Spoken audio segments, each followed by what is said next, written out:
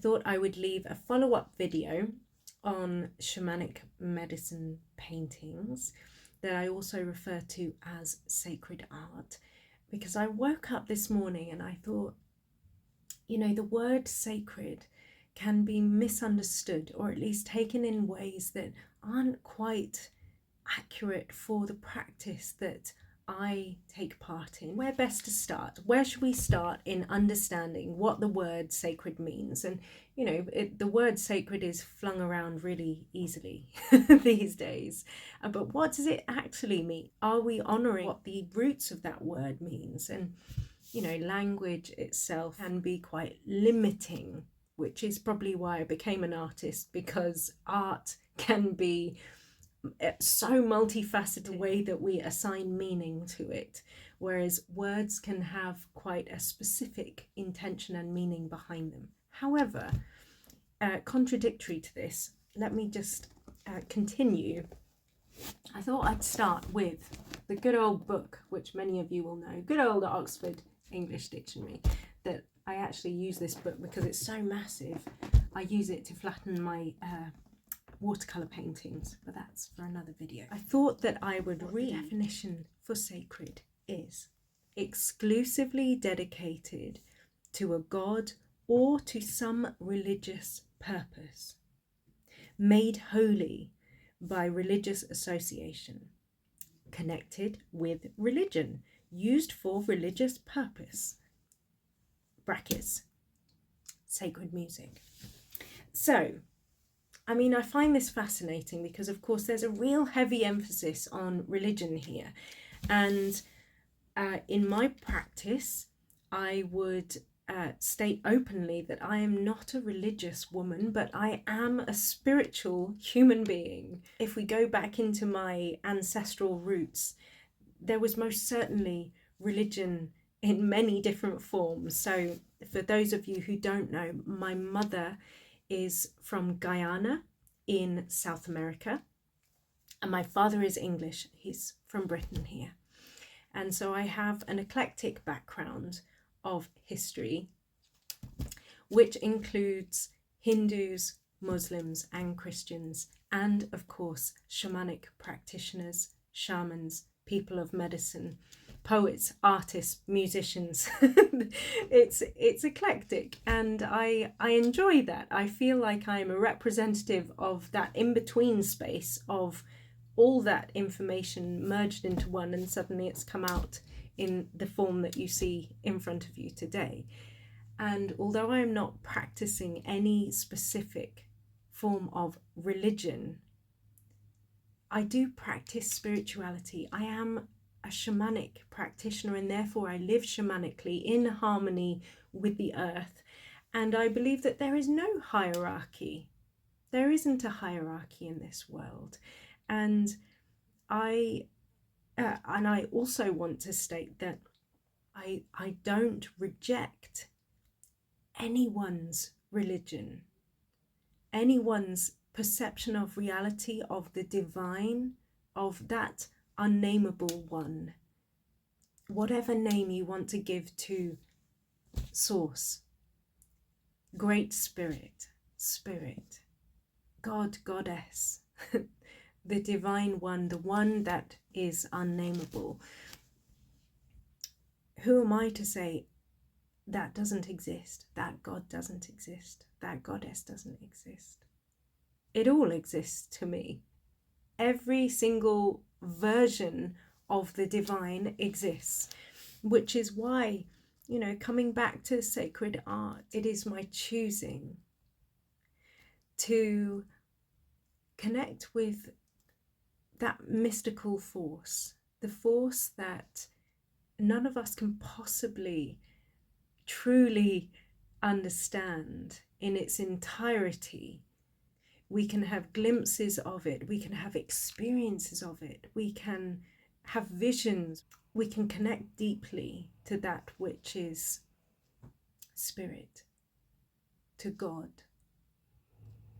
And we often find ways to express that divinity that lives within us. And we do so in the most beautiful ways as human beings. We do so via art, music, poetry. Isn't it beautiful, the varying different ways that we as humans have interpreted that which is the Holy One? So coming back to my practice, I do not practice creating art that is in association with a particular religion, despite having roots in many different religions. The thing is that I am not a practicing Hindu. I'm not a practicing Muslim. I'm not a practicing Christian. But I do accept and embrace the many different forms of divinity that come through those religions, which have come through for clients in their sessions.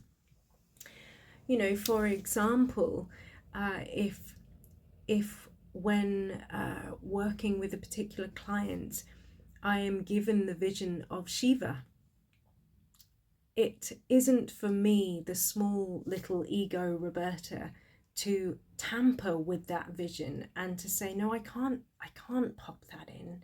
I can't possibly pop that in. That isn't representative of me and my artwork or my living beliefs.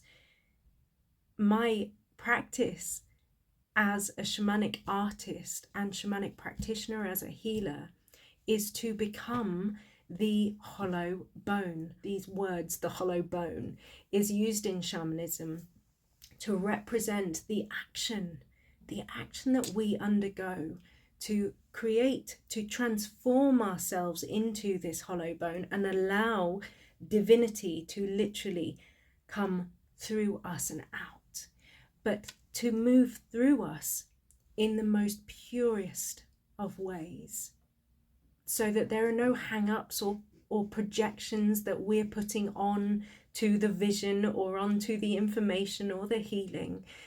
No, our ego is not getting involved, and this is the practice of shamans worldwide, with whatever term they give to this. The hollow bone is just one, and that is to become empty, so that you create space for that divinity to flow through you, in the name of helping that which is beyond little you, beyond little me. So, my darlings, sacred art is to be created in ceremony from beginning to end. At every moment along the way, it is to embrace that which is a force beyond our understanding, and to be respectful, to honor the space, to invite forces that stand for love and compassion. And this involves also within ceremonial space to also look at the objects that we use, the paintbrushes. Do we use crystals in the practice? Are we using water? Now for me, because I'm a watercolor artist, I work with water, and this is wonderful because water holds memory within it. Yeah. And so when we work with blessed water that has been blessed upon our ceremonial altars. Now I work with an altar, and the altar is set up permanently in my home, where daily a candle is lit and ceremonial healing work is performed in that space. Now in this space I refer to as the blessing point in my home, because it is a place where spirit enters and actually takes form through my shamanic practice, through my body. I merge with my spirit allies to perform healing for others. Now, when you have an altar that is active, we're able to empower the objects that are actually sitting in that holy, sacred place. And I do this with water. So the water that can be used for sacred art has also been blessed. which goes into the paper, that remains there as an energetic blueprint of that holy matter that I have been working with in its physical form. So the roots of what I am doing is actually blending the spiritual with the physical and making something new. Making something new so that it is within a digestible format for someone who isn't practicing shamanism necessarily. Doesn't mean you can't, but that actually it's for anyone, for everyone to be able to receive and make meaning of in their lives. So sacred art is made in ceremony and is artwork that is dedicated, is in honor of, is in inspiration of that which is divine. It seeks to express something that is beyond our true understanding of that which is the unnameable one. When I create art in the name of healing, it is done so as a collaboration between myself and Great Spirit, with the help of my ancestors and my spirit allies. And to state right here, right now, that I could not do what I do without them. They are my translators of divine information. That is actually, I keep doing this. I'm going to call myself out of it. I keep going up like this. Divinity is not up there. Divinity's in here. It's in here. It's in this. It's in you. It's right here, right now. So I don't want there also to be a misunderstanding that divinity is anything up there in the heavens. It is here. So I want to correct my gestures of up and actually state that it is everywhere. It is everywhere. All right, my darlings. Mwah. Lots of love.